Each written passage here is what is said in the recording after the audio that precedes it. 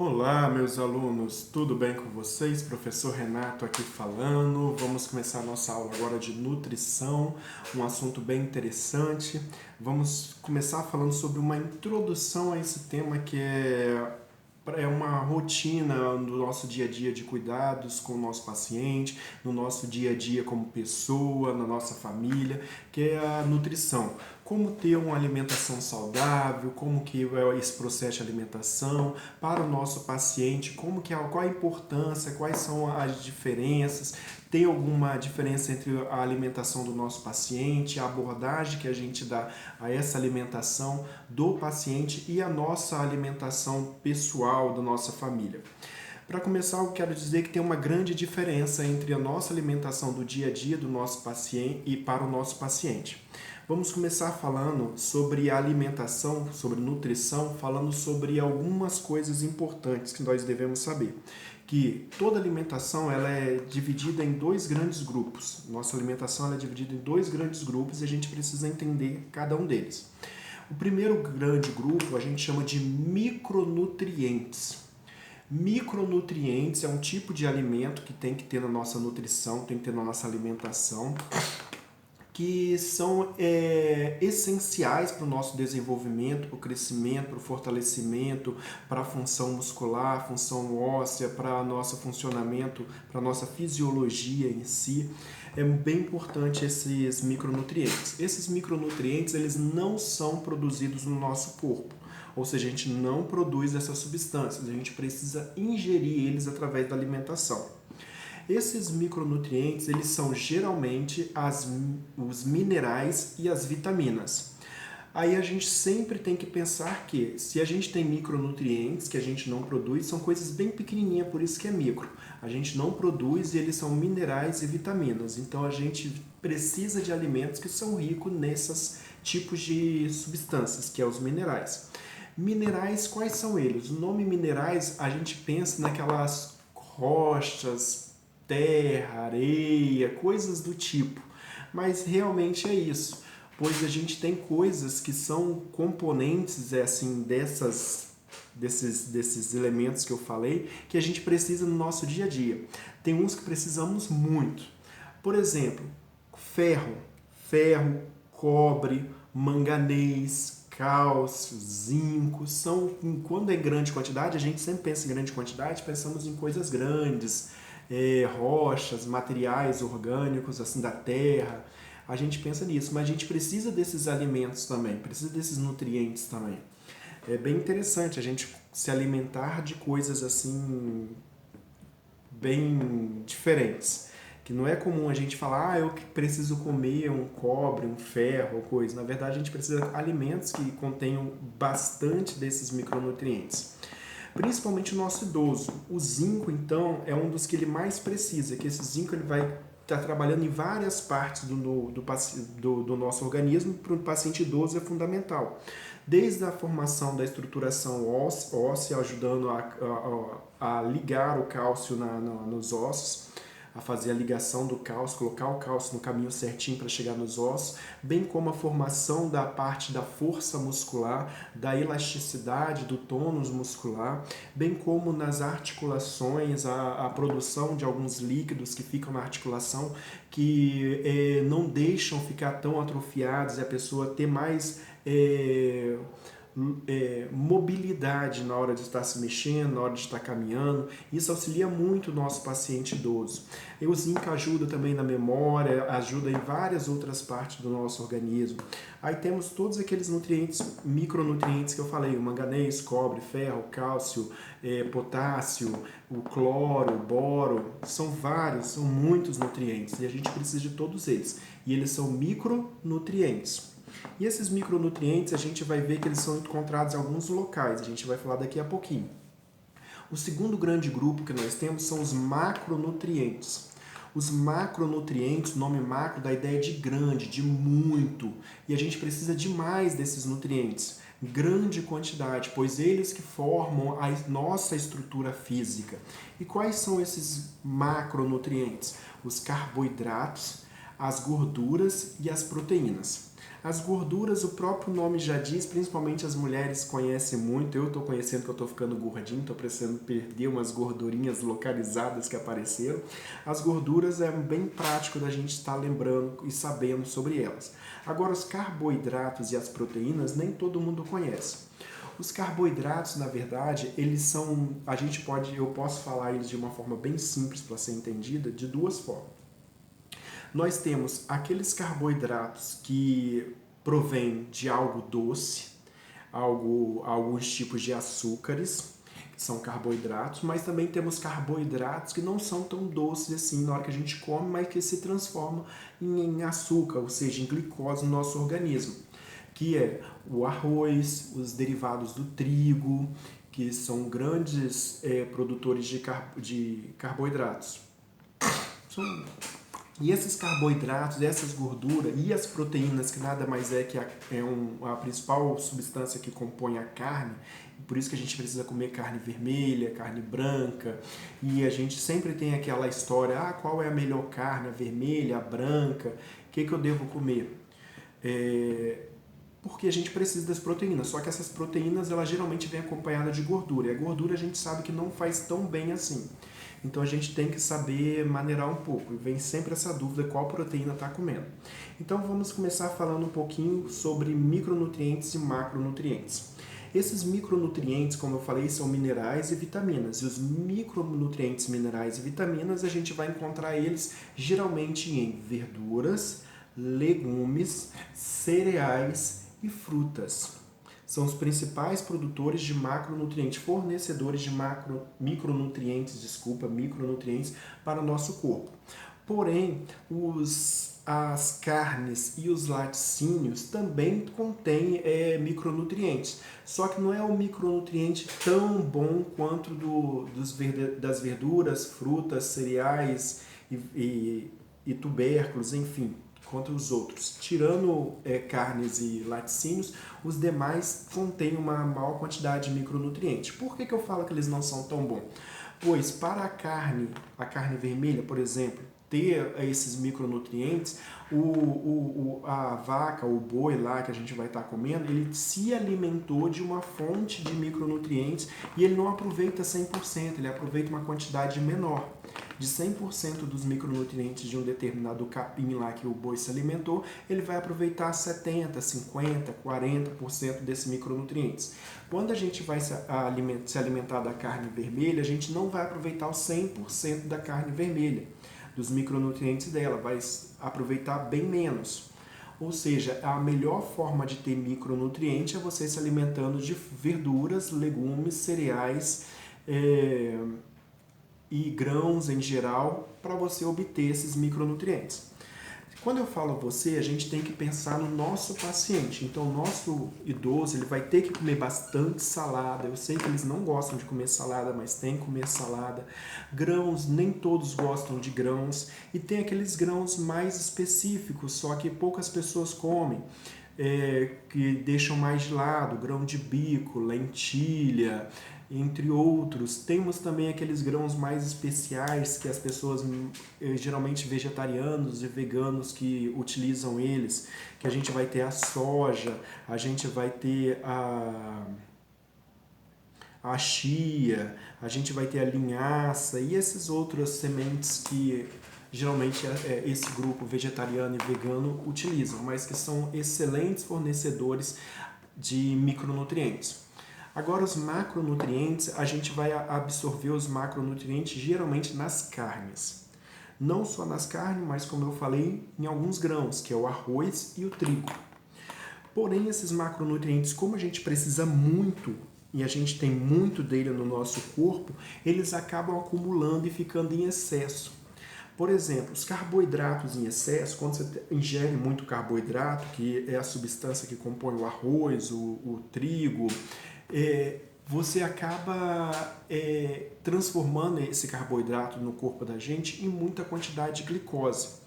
Essa glicose no nosso corpo, além de aumentar a taxa de glicose, a taxa de açúcar e levar você a ter uma diabetes tipo 2, ela também pode se acumular no seu corpo, que ele vai falar, olha, eu estou com tanta glicose aqui, eu não estou utilizando isso. eu preciso guardar um pouquinho dessa glicose. E onde o corpo guarda essa glicose? Ele converte essa glicose naquela gordurinha localizada que a gente tem.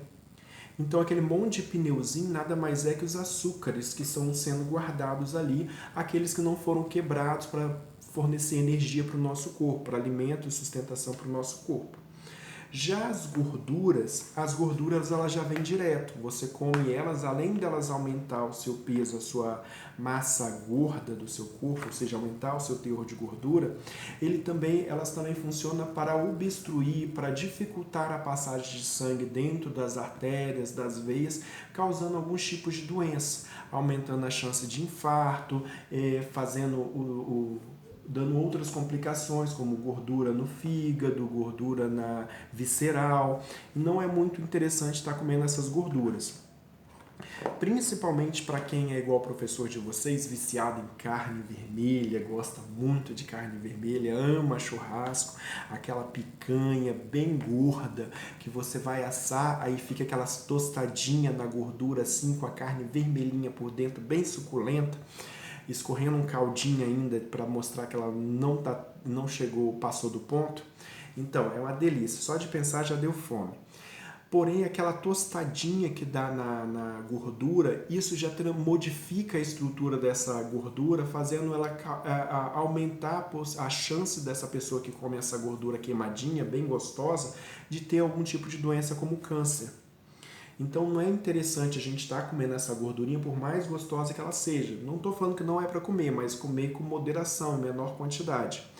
Já temos as proteínas, que é a própria carne vermelha em si, que a gente precisa muito dela, pois ela é que vai formar a nossa massa muscular. Vai formar os nossos músculos, vai nos dar força, vai fazer o nosso idoso ter mais disposição, ter força para se levantar, para fazer as atividades dele, para conseguir caminhar. Então ele precisa dessas proteínas. E um detalhe para vocês, o alimento que o idoso mais precisa se alimentar durante essa fase da vida dele, que é a terceira idade, é proteína, que são carnes. Ele tem que comer carnes e derivados de laticínios, beber leite, comer queijo, enfim, esses são os principais alimentos do idoso que deve ser acompanhado dos demais. Porém, o principal é a carne. Lembrando que a carne não é comer exageradamente, é todos os dias ele comer carne, uma pequena quantidade que seja suficiente. E uma coisa importante para a gente ressaltar aqui, que os dois profissionais responsáveis por prescrever a nutrição de um paciente, a dieta dele, a alimentação dele, é o nutricionista, que todo mundo conhece, e o nutrólogo, que é um médico que se especializou em nutrição. E geralmente esse médico, além dele cuidar do paciente, assim, prescrever dietas igual o nutricionista, ele também, geralmente, a maior parte deles também são cirurgiões bariátricos que acompanham a pessoa que está acima do peso. Desde a cirurgia, da perda de peso para a cirurgia, da cirurgia e depois a manutenção desse peso. Agora, como eu falei, as fontes nutricionais são as mais diversas possíveis, que são carne, verduras, legumes, laticínios. Agora, uma dica interessante para vocês, que muita gente se confunde, aí na hora de fazer a alimentação do paciente, acaba fazendo de forma errada. Quando vai fazer a alimentação do paciente, nós temos que saber que essa alimentação a gente tem uma gama de coisas: carne, verdura, legumes, grãos, temos vários outros, tubérculos. É importante colocar um pouco de cada no prato do paciente. Ele tem que comer de tudo todos os dias. Não adianta comer, vou dar só grãos, arroz e feijão e uma carne. Vou dar só arroz e feijão e uma salada. Mas cadê os legumes? A gente tem que colocar pouca quantidade de tudo. Só a salada que ele pode comer à vontade. Quanto mais ele comer, melhor, pois a salada, além de fornecer bastante minerais e vitaminas, também vai servir para formar o bolo fecal do paciente, que é rico em fibras. Então ele precisa comer verduras, de preferência legumes, aqueles com casca também. Não precisa tirar a casca para essa casca se transformar em fibras e ajudar na digestão do paciente e na formação do bolo fecal. Principalmente quando as pacientes são do sexo feminino, que tem dificuldade, tem a prisão de ventre, tem a dificuldade para evacuar. Enfim, já o laticínio a gente, que são os queijos derivados do leite, iogurte, enfim, a gente, se for dar queijo para o paciente, a gente tem que preferir qual queijo, o branco ou o amarelo? Claro que é o branco. Quanto mais amarelo o queijo, mais gordura ele tem. Ele é um queijo mais gordo, mais forte. E o nosso idoso precisa de algo mais saudável, ok? Então ele precisa de queijos mais brancos, mais branquinho. E de preferência fresco. E quando a gente pensa em alimentos também, principalmente verdura, legumes, a gente tem que dar prioridade para essas frutas, legumes e verduras orgânicos. Ou seja, são aquelas frutas, verduras e legumes que não tiveram a presença de agrotóxico durante a sua formação, durante o seu cultivo. Então, são produtos orgânicos. E falando de produtos orgânicos, nós nada melhor do que entrar para falar sobre uma alimentação saudável. Agora que você já sabe que nós temos dois grandes grupos que são os micronutrientes e os macronutrientes. Os micronutrientes são nutrientes que a gente não produz no nosso corpo. Já os macronutrientes a gente produz no nosso corpo. A gente produz carboidrato, gorduras, proteínas. Isso a gente acumula gordura no nosso corpo quando a gente ingere bastante carboidrato. Os carboidratos eles podem vir através de alguns tipos de algumas sínteses de que acontece no nosso corpo com algumas substâncias. As proteínas, a gente produz proteína na nossa musculatura, a gente produz através da quebra e formação de alguns alimentos. Então, a gente, além de produzir, a gente tem que ingerir em excesso. Esses micro e macronutrientes a gente encontra naquelas fontes nutricionais que eu falei, que é carne, verdura, legumes, laticínios, grãos, tubérculos. E agora passamos para a nossa alimentação saudável, que é a alimentação mais voltada para a prática mais orgânica, uma coisa mais saudável, sem agrotóxico. Algumas coisas que a gente precisa saber, que a gente precisa fazer para o nosso paciente, que é importante para ele, é você fazer o seu paciente comer de 3 em 3 horas. Isso todo mundo sabe, todo mundo já ouviu falar, só que poucas pessoas praticam. Então a gente tem que, não só a gente se alimentar de 3 em 3 horas, mas servir a alimentação ao nosso paciente de 3 em 3 horas.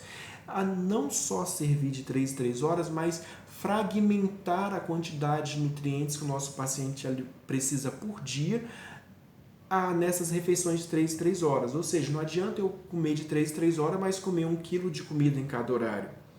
Eu tenho que comer pouco, um pouco de tudo, ou seja, de tudo que eu falo é colocar no mesmo prato carne, verdura, legumes, fazer aquele monte, todo tipo, toda classe de alimento, eu colocar um pouquinho no prato, mas que seja uma quantidade pequena. Professor, mas como que eu sei que é a quantidade suficiente? É aquela quantidade que você come e ainda fica um pouquinho assim, eu poderia comer mais um pouco. Só que essa sensação de eu poderia comer mais um pouco não quer dizer que você vai lá repetir, pegar mais um prato. Não, você vai segurar que daqui a pouco passa. Então você comeu o suficiente para se alimentar, mas deixou um pouquinho, um gostinho de quero mais. Isso só para você querer voltar e comer mais um pouco. Então essa é a quantidade correta. Geralmente, quando o paciente tem condição, quando o familiar se importa com a alimentação do paciente, ele vai procurar um profissional nutricionista ou nutrólogo para passar essa alimentação. Mas caso não seja, você vai ter que controlar essa alimentação do paciente. A alimentação, ela tem que ser com pouca caloria, ou seja, não pode ser uma alimentação com muita gordura. Ela tem que ser com os produtos orgânicos, igual eu falei, e ela, de preferência, ser acompanhada com sucos naturais.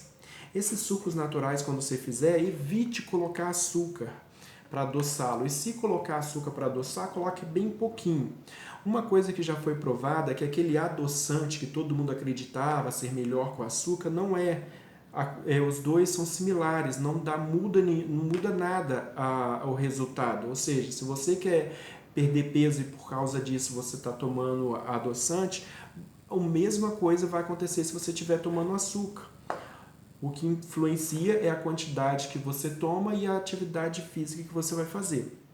E outra coisa importante, além do suco natural, é você oferecer líquidos, água para o seu paciente de 2 a 3 litros por dia. Quando o dia está muito frio, pode ser 1,5 litro a 1,8 litro, menos um pouco que 2 litros. Mas ele precisa beber água. Lembrando que o idoso geralmente não pede água, ele não fala que ele está com sede. Então você tem que ficar levando água para ele sem perguntar: você quer água? Ele vai falar que não. Você está com sede? Ele vai falar que não. Então você já tem que pegar um copinho, oferecer para ele e falar: toma água. Aí ele vai pegar e vai beber. E para uma forma de estimular mais ele a beber ainda, como nós também precisamos beber água, e eu sei que muita gente deixa de beber água, pega um copo para você e um copo para o paciente, dá um copo para o paciente e começa a beber o seu. Ele vai olhar para você e vai ser estimulado a beber também. Isso é uma coisa muito importante que a gente deve fazer. Tranquilo até aqui? Então vamos continuar. Agora a gente vai falar dos tipos de dieta, que são dietas hospitalares, que são a forma de fazer essa alimentação do paciente, essa nutrição do paciente, mas que também deve ser utilizada em domicílio do paciente. Esses tipos de dieta, elas consistem em dieta livre, dieta branda, dieta pastosa, dieta líquida pastosa e dieta líquida completa. Professor, mas para que serve essa dieta? Então, essas dietas elas servem para cada estágio do paciente. Alguns determinados momentos da vida de um ser humano, ele vai começar a sentir dificuldade em se alimentar com alimentos normais que ele se alimentava no dia a dia, com a consistência desses alimentos. Ele vai começar a se engasgar mais, ter dificuldade em engolir a alimentação. Ele pode estar utilizando algum tipo de sonda, tanto nasoentérica, gástrica, jejunostomia. Então ele vai precisar que essa alimentação passe por dentro dessa sonda. Neste momento, você tem que mudar a consistência da alimentação. Não necessariamente precisa mudar o que o paciente está se alimentando, só vai precisar mudar a consistência. O que era uma coisa normal, do jeito que você come lá seu feijão com arroz, agora vai ter que ser amassado, pastoso, uma papinha, depois pode ser um líquido, esse líquido pode ter resíduo, depois pode ser líquido coado, peneirado. Aí vai variar essa consistência, a gente vai estar estudando cada tipo agora. Vamos lá. A gente tem a dieta livre. A dieta livre é que você comemos no dia a dia. É aquela dieta que você prepara lá, fazer seu almoço, sua janta, faz seu lanche. Essa é a dieta livre, você come de qualquer coisa. Porém, a dieta livre pode se transformar numa dieta restrita, mas continua sendo mais ou menos livre.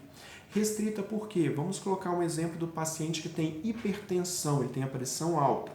O paciente que tem a pressão alta, ele vai ter a restrição alimentar do sódio, ou seja, do sal de cozinha. Ele não pode colocar muito sal na comida e, de preferência, tem que evitar esse sal até não comer esse sal, o sódio. O que ele vai fazer? Ele vai fazer uma comida sem sal, ou com menos sal. Esse é um tipo de restrição.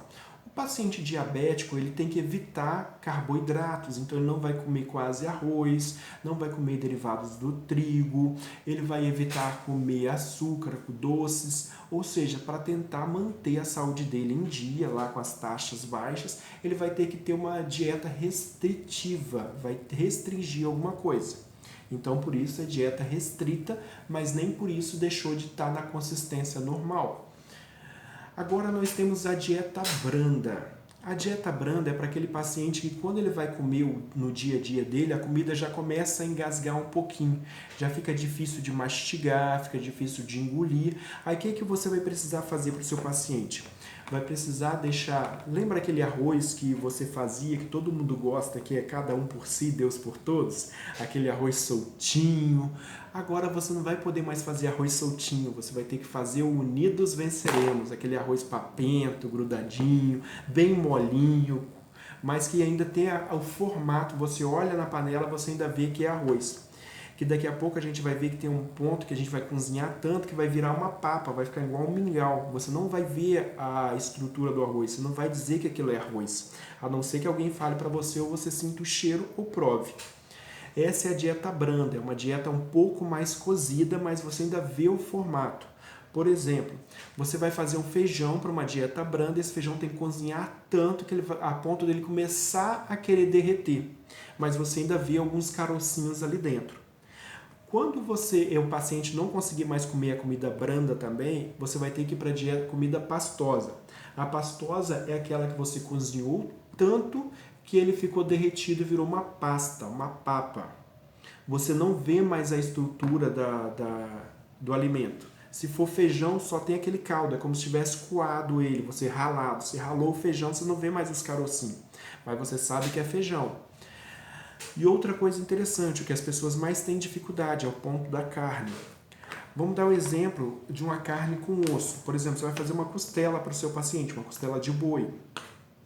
A costela de boi, quando você cozinha ela na dieta livre, ela ainda fica grudadinha no osso. Você cozinhou a costela, mas a carne ainda está grudada no osso. Na dieta branda, a carne começa a soltar do osso. Começa a soltar do osso, ela não soltou. Já na dieta pastosa, você cozinha tanto que todos os ossos se soltam da carne, da sua costela que você cozinhou. Viu a diferença da dieta normal para a dieta branda para a dieta pastosa? A gente consegue observar bem nesse exemplo da carne. Eu mesmo, particularmente, eu gosto da costela bem cozida. Quando alguma coisa é cozida, tem que ser bem cozida. Quando não é uma coisa cozida, frita, tem que ser ao ponto e com bem rosadinha por dentro. É muito bom. Ai, deu até fome. E a gente tem a dieta líquida pastosa. A dieta líquida pastosa é aquela dieta que você cozinhou bastante, você colocou um pouco mais de água, só que você deixou as fibras, os resíduos do alimento ali. Por exemplo, você pegou o feijão, bateu ele está líquido, só que ele continua ali, as cascas ou a massinha dele está ali tudo bonitinho. Essa é a dieta pastosa. Vamos dar um outro exemplo assim de dieta pastosa mais fácil de você entender. Você pegou eu quero fazer um suco de couve com laranja. Eu vou pegar a laranja, vou espremer ela e vai ficar aquele monte de bagacinho, aquele monte de gominhos da laranja ainda, alguns estourados, outros inteiros. Vou pegar a minha folha de couve, lavar ela, tirar os talinhos, deixar só a folha sem aquele talo grosso no meio, jogo no liquidificador ou pego um mix, bato ele e bebo. Aí tem ali, além do sumo, do suco, vai ter o bagaço da laranja, vai ter a folha, o resto da folha ali dentro, as fibras da folha. Essa é a dieta líquida pastosa. Ela não foi coada nem foi peneirada. Agora, porém, a gente tem a líquida completa. A líquida completa é aquela dieta que, além de você bater, processá-la no liquidificador ou no mix, você ainda vai ter que peneirar e depois coar e peneirar essa dieta para sair somente o líquido sem nenhum resíduo, só o caldo. Essa é a líquida completa. Isso a gente vai mudando a dieta do nosso paciente, a consistência, o tipo da dieta do paciente, de acordo com o que o nosso paciente vai apresentando, a evolução da doença dele. Se ele estiver se alimentando normal, você deixa a dieta livre. Começou a engasgar muito, passa para a branda. Não está conseguindo mais a branda, vai para a pastosa. Não está conseguindo a pastosa, vai para a líquido pastosa. Não está líquido pastosa, não está dando certo mais, vai para a líquida, mas ele não pode deixar de se alimentar. Só lembrando que cada vez que você muda a consistência da dieta do paciente, deve ser comunicado ao familiar que você fez essa alteração e explicar por que você alterou. Qual o objetivo de você ter alterado? Para o paciente se alimentar melhor, que ele não estava conseguindo se alimentar, ele estava se alimentando pouco, isso ele vai ficar desnutrido, vai baixar a imunidade dele, a chance de pegar algum tipo de doença é muito maior. Você vai explicar isso para o familiar. Tranquilo para vocês? Agora, um ponto importante é que a principal complicação que o nosso paciente tem, que faz com que ele troque de consistência da dieta dele, o tipo de dieta, é uma doença chamada disfagia. É quando o paciente começa a engasgar muito na hora de se alimentar. Isso é muito comum nos pacientes idosos, acontece mais em homens do que em mulheres. Toda vez que ele começa a engasgar muito, é um bom momento para você testar, mudar a consistência da dieta para ver se ele vai conseguir se alimentar melhor. Uma dica que eu dou para vocês também é com relação no horário da alimentação, é oferecer água durante a alimentação.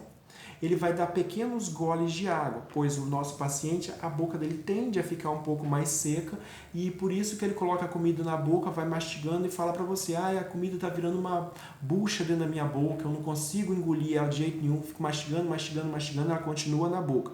Isso porque ele não produz a saliva, que vai ser a primeira forma de digestão que a gente tem, que vai umidificar e começar a fazer a digestão de alguns tipos de alimento. Ele não produz a saliva, não molha, não umidifica essa comida, ela vai ser mais difícil de descer para o esôfago. Então dá pequenos goles de água para ele para umidificar essa comida e facilitar ela descer pelo esôfago. Então pode sim, deve a paciente que tem dificuldade em se alimentar oferecer água durante a alimentação, ok? Tranquilo até aqui? Até agora nós falamos de dieta via oral, quando o paciente está se alimentando pela boca. Só que agora a gente precisa falar também sobre a dieta enteral. A dieta enteral nada mais é que aquela dieta que é administrada pela sonda no narizinho do paciente, que a gente chama de sonda nasoentérica, ou pela gastrostomia que fica no estômago, ou a jejunostomia que fica no intestino, que geralmente pode ser intestino delgado ou intestino grosso. Essa dieta enteral é uma dieta que pode ser de 3 formas. Ela pode ser uma dieta artesanal ou caseira, ela pode ser uma dieta industrializada ou ela pode ser uma dieta mista. A dieta artesanal ou caseira é você, cuidador ou familiar do paciente, que vai preparar essa dieta na casa do paciente com os alimentos normais do dia a dia, arroz, feijão, massas, verduras, legumes. Você vai cozinhar, processar isso no liquidificador ou no mix, depois você vai peneirar, coar e vai dar para o paciente tomar através de um processo que a gente vai aprender. Coisas importantes que a gente precisa saber sobre a dieta artesanal. Quando você vai fazer a dieta artesanal, todo o equipamento, todo o material é de uso exclusivo e único do paciente. Você vai ter que ter panela exclusiva para ele, desde panela de pressão a panela comum, talheres exclusivos para ele. Você vai ter que ter um tupperware, uma vasilha grande para você colocar água. Você vai ter frascos de dieta, equipos de dieta. Você vai ter que fazer uma solução para limpar esses frascos. Essa solução ela é feita da seguinte forma: para cada 1 litro de água você vai usar 1 litro de uma colher de cloro, uma colher de sopa rasa de cloro, 1 para 1.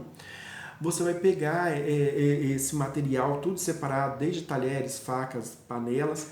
Você vai fazer a comida normalmente, como você vai fazer, temperadinha, bonitinha. Vai bater no liquidificador, o liquidificador é exclusivo dele, o mix é exclusivo dele.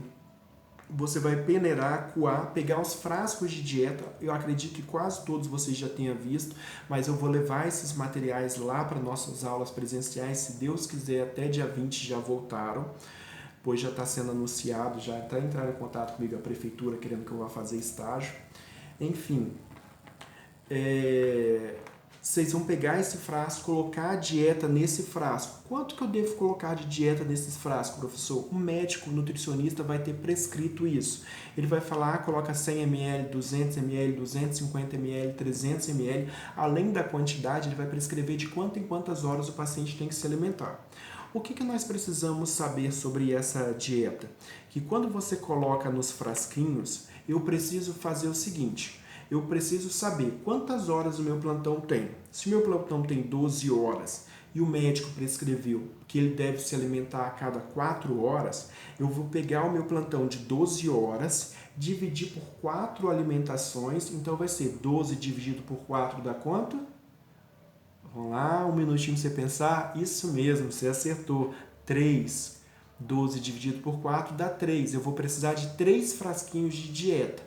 Vamos supor que o frasquinho de dieta que o médico prescreveu fosse de 300 ml. Então, eu vou precisar de 300 ml em cada frasquinho. 300 vezes 3, 900. Ele vai tomar 900 ml de dieta artesanal ou caseira por plantão que eu estiver lá. Por que eu só faço esses 3 frasquinhos, sendo que o dia tem 24 horas? Por quê? Porque eu não posso administrar no meu paciente, dar para o meu paciente uma coisa que eu não fiz, algo que eu não vi ser feito. Vamos supor que alguém quer fazer algum mal para o paciente, coloca algum veneno, alguma coisa que vai dar algum tipo de reação adversa no paciente, só para culpar você. Aí todo mundo vai falar, não, foi fulano que fez o paciente passar mal. Então você só vai administrar aquilo que você fez. Você vai lá, ou o que você viu fazer. Você vai lá, prepara os seus 3 frasquinhos e coloca 2 na geladeira. Um você já vai instalar no paciente, os outros 2 você vai guardar na geladeira. Por que isso, professor? Porque esses frasquinhos de dieta, quando eles estão fora da geladeira, eles valem por no máximo 4 horas. No máximo 4 horas eles perdem a validade deles. Já na geladeira eles podem chegar até 8 horas. Então dá tempo de você colocar na geladeira para administrar mais tarde. Outro ponto importante, aquele frasquinho que está na geladeira, quando você for pegar para administrar no paciente, colocar o equipo e deixar correndo, é a mesma coisa que colocar soro na veia, só que dessa vez você vai colocar dieta na sonda. O processo é o mesmo. Conecta o equipo. Quando eles vão colocar soro em você ou em alguém que você já viu, eles não pegam o frasco de soro, conecta o equipo, enche o equipo de soro, depois vai lá e conecta na punção do paciente e abre aquela borboletinha para ele começar a pingar. Borboletinha é aquele nome daquela rodanazinha que controla o gotejamento do equipo. Aí ele vai lá, abre a borboletinha e começa a pingar o soro. Não é assim que funciona? Você vai fazer a mesma coisa para o paciente com dieta. Você vai pegar o frasco de dieta, conectar o equipo, encher o equipo de dieta, conecta agora esse equipo de dieta na sonda do nariz do paciente ou na gastrostomia lá na barriga do paciente. Não é na veia do paciente, é na barriga ou no nariz. Conecta lá, abre um pouquinho e deixa pingar por no máximo 2 horas. O médico prescreveu de 4 em 4 horas, mas você vai deixar no máximo 2 horas. E pingando de uma forma lenta, não pode entrar muito rápido, senão dá diarreia no paciente. Tem que ser bem devagar, para o organismo ir absorvendo aquele alimento e ele não ter diarreia. Então você vai colocar isso lá no paciente e vai deixar lá. Porém, quando acabar essa, se você for colocar a próxima, igual eu falei, e ela estiver na geladeira, você tem que tirar no mínimo com 30 minutos de antecedência, para ela poder entrar em temperatura ambiente. Você só pode colocar a dieta para correr no paciente quando ela estiver em temperatura ambiente. Se ela estiver na geladeira, tira com 30 minutos. Eu recomendo que tire com 1 hora e deixa ela esfriando lá de fora. Aí depois você instala ela no paciente e deixa correr por 2 horas. No final de cada dieta, você deve lavar a sonda, lavar a gastrostomia usando uma seringa de 20 ml sem rosca. Você vai encher ela com água filtrada, água fervida, essas águas que a gente compra no supermercado, mineral.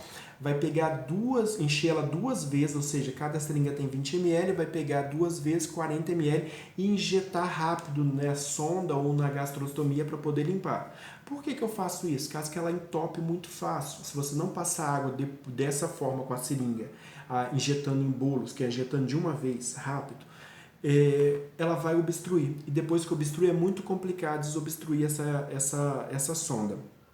Ok? Isso é a dieta artesanal. Depois que você terminou de fazer esse processo, você vai pegar todo o material que você fez a dieta, vai lavar com detergente, vai enxaguar com água corrente, água na torneira, e vai pegar e colocar naquela solução que eu falei para vocês de 1 para 1 para cada litro de água, 1 colher rasa de cloro, hipoclorito. Ok? Aí vocês vão colocar lá e deixar ali.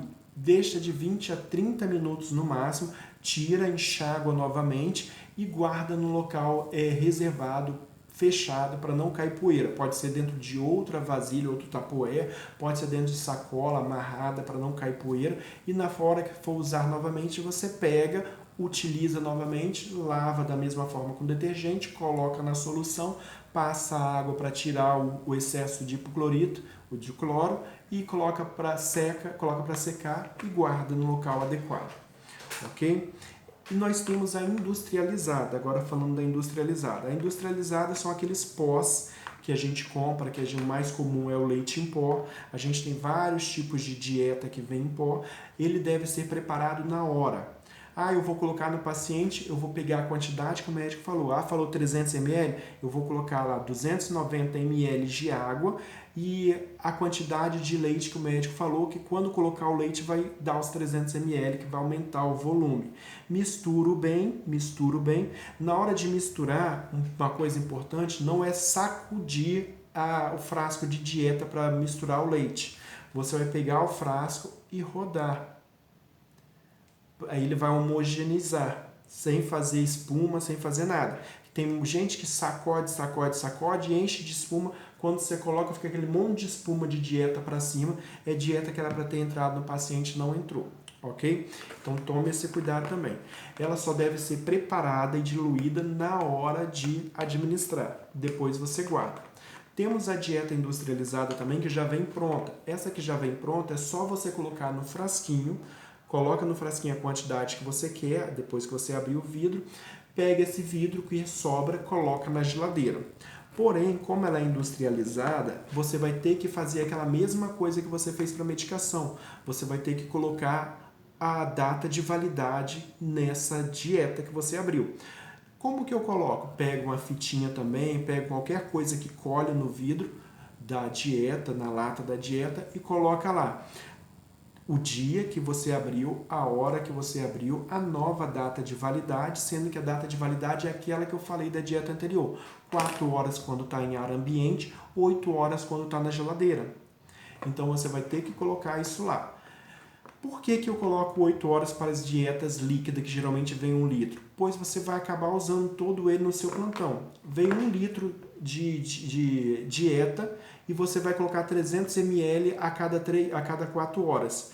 No final do seu plantão, sobrou 100 ml. Esse 100 ml, o pessoal do outro plantão não vai usar porque ele não sabe se você colocou alguma coisa lá. Então você vai ter que desprezar esse 100 ml que sobrou.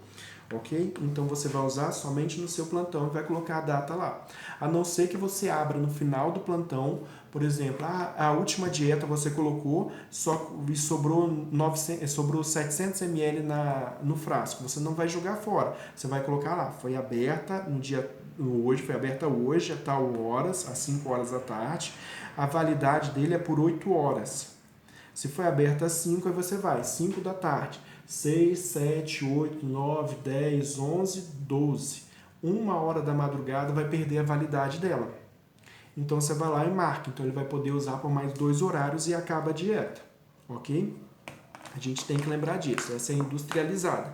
Ela é mais tranquila, mais fácil. É só preparou na hora, já vem um pó, é só diluir. Ou já vem pronto, é só agitar movimentos leve e colocar no paciente. E a dieta mista. O que seja a dieta mista? A dieta mista é quando o paciente ele vai tomar tanto a dieta artesanal quanto a industrializada, revezando os horários. Você colocou a dieta artesanal agora, aí logo em seguida, 2 horas depois, você vai colocar a dieta industrializada. Depois de 2 horas, a artesanal. Neste caso, a industrializada vai entrar como complemento ou suplemento alimentar, que a alimentação vai ser artesanal, mas vai precisar de uma complementação a mais de nutrientes que não está sendo satisfatória aquela que você está dando. Bem tranquilo, não é verdade? Agora, uma coisa interessante que a gente tem que se atentar. Quando a dieta é industrializada, a gente tem que observar aquelas coisas que eu falei. Lá da medicação. Como que está o rótulo dessa medicação? Ele está estufado? Ele está limpo? Ele ainda continua fechado? Ele já foi violado? Qual é a data de validade dele? Onde eu vou guardar? Eu tenho que guardar da mesma forma do outro. Um local limpo, arejado, abrigo de luz. Aquele mesmo cuidado que a gente teve para a medicação, a gente vai ter que ter para armazenar a dieta do paciente. Ok? A videoaula de dieta era essa. Eu espero que vocês tenham gostado e vejo vocês na próxima aula.